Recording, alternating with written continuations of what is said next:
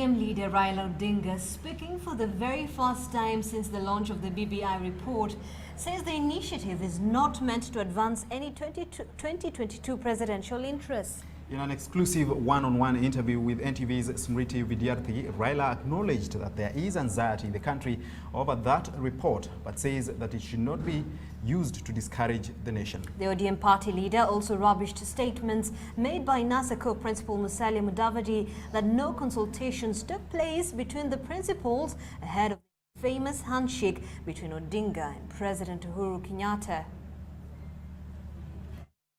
Of course, individuals who have got ambitions for 2022, but I think it's minor.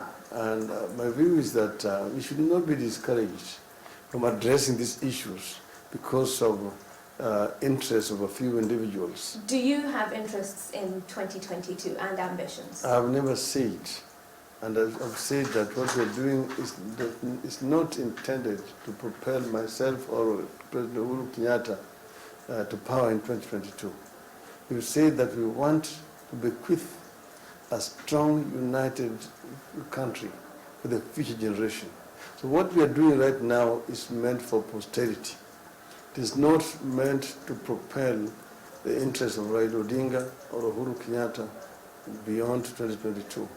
So we want to see one country that is properly united. And we said, let us not talk about what is going to happen. That is just going to be an event. It will be come and go, but Kenya will stay. But why do we keep on wasting valuable resources year in, year out? Can we have an election whose outcome will be accepted by everybody, the winners and the losers, so that we have something that is sustainable and which will work for the entire nation of Kenya? As you know, the BBI report is basically a recommendation by the task force on the basis of what they were told or what they had from the people during the consultations. It is not a final document, and that's why now it is out there for public debate. It is being translated into other vernacular languages so that people can read it and understand it properly. We expect that in the next 60 days, there's going to be a public discussion on it, and that there will be rapporteurs who are going to be taking the notes of what would have been suggested. I can see that a number of people would like to see a more executive prime minister. Like when I was a prime minister, my role was to supervise and coordinate functions of government. And it made the implementation of government projects much more effective.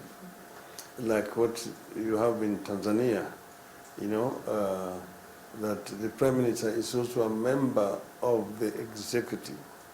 What we're talking about here is a hybrid arrangement where you have got executive also in parliament, and therefore is able to coordinate functions of the government.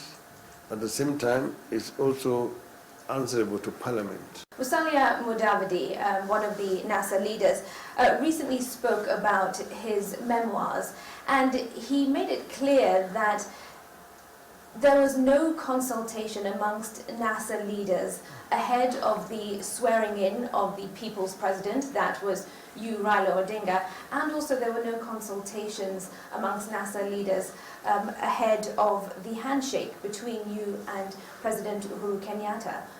What do you have to say about what Musalia Mudavadi has said? I really want to get involved in discussing Musalia Mudavadi's book at this stage. But I just want to say that he suffers from lapses of memory from the claims that he's making. If he asks even these other fellow principals in the NASA coalition, they will tell him that there was very extensive consultations about the swearing in. Even on the eve of the event itself, there was a very lengthy meeting at a venue somewhere in Karen, where everything else was agreed on.